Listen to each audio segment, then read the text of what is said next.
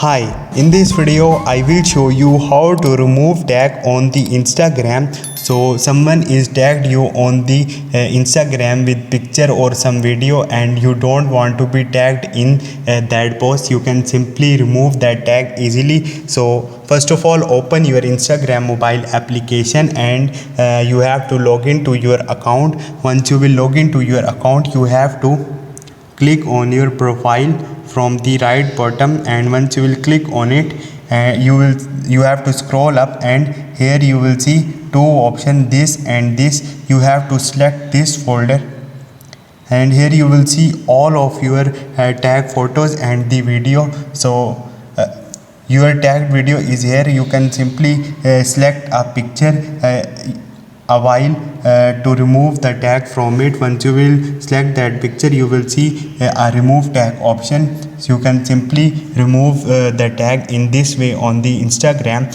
Hope this video will helpful for you. See you next time. Thank you.